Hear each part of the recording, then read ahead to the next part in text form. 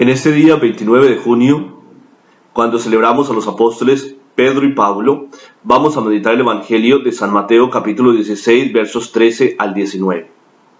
Pero antes, digamos juntos: Señor, yo te abro la puerta de mi corazón, de mi vida, y te recibo como mi único Señor y Dios. Acepto tu voluntad, sea la que sea, con tal de que ella se cumpla en mí.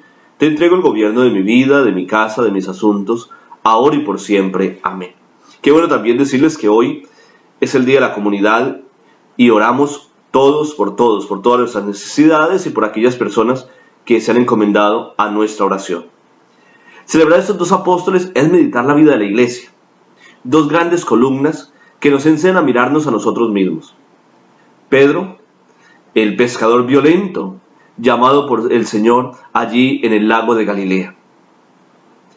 Y Pablo, el fariseo, el radical de la ley judía, el perseguidor de los cristianos, llamado en el camino de Damasco. Los dos llevan vidas distintas antes de conocer al Señor. El Señor les transforma la vida. Y así nos enseña que en la iglesia el Señor llama por distintos caminos.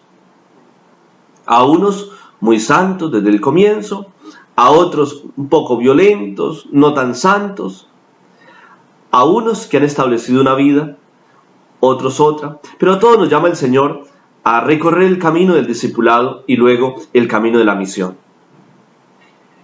Estos dos apóstoles se unen desde la fe y nos enseñan el camino de la esperanza.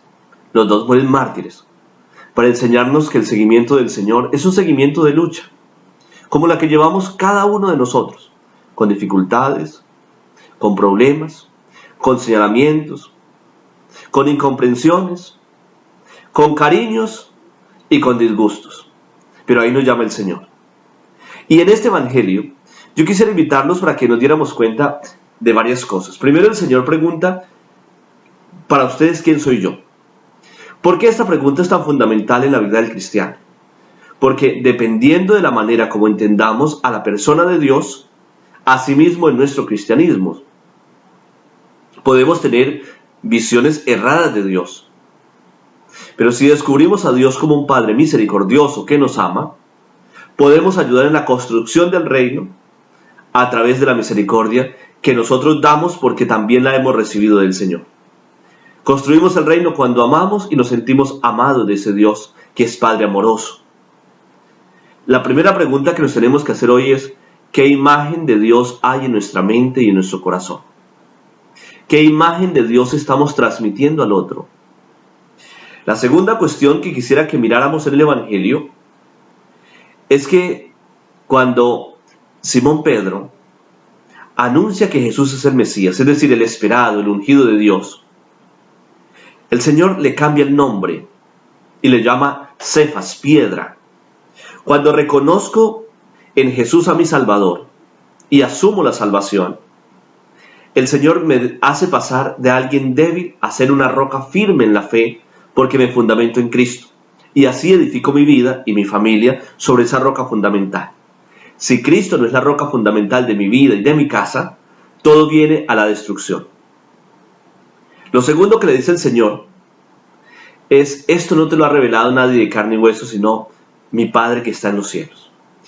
No entendemos el camino del Señor con la sabiduría humana, que nos lleva a las arrogancias, sino que lo entendemos con la sabiduría divina.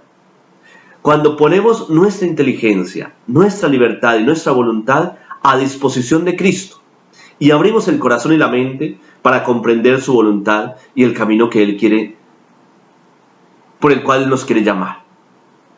Entonces, cuidado con tratar de comprender a Dios con la pura inteligencia humana, porque el Señor se comprende a través de una experiencia persona a persona con Él, de esa experiencia espiritual que me lleva a sentirme amado e impulsado a amar a los demás.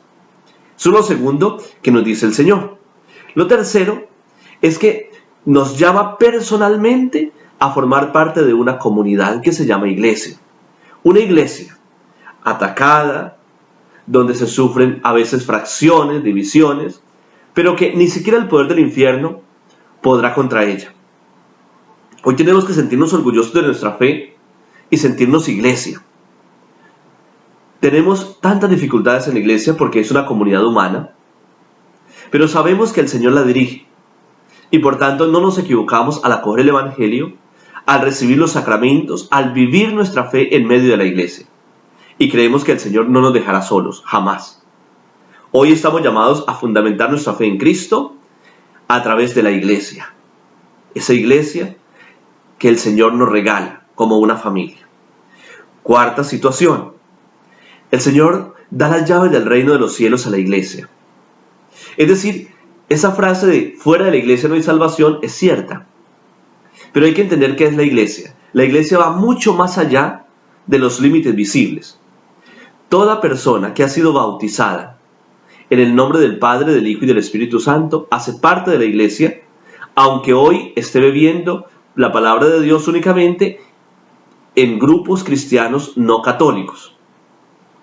Segundo, todo aquel que bebe de la fuente de la salvación que el Señor ha dado en la iglesia hace parte de la iglesia. Aquel que bebe la palabra de Dios, que nace de la iglesia. Aquel que vive algún sacramento, hace parte de la iglesia. Y si queremos más, todos estamos orientados a la salvación a través de la iglesia de acuerdo a la semilla del verbo. ¿Qué es la semilla del verbo? Es la verdad revelada de que Cristo muere no por los católicos, no por un grupo separado de la iglesia. Cristo muere en la cruz por todos. Y por eso todos llevamos escrito en nuestro corazón la ley natural que nos inspira a hacer el bien. Y por eso todo hombre o mujer que sin conocer a Cristo, pero siguiendo la ley natural, busca con sincero corazón hacer el bien, será salvo en Cristo Jesús por las semillas del verbo.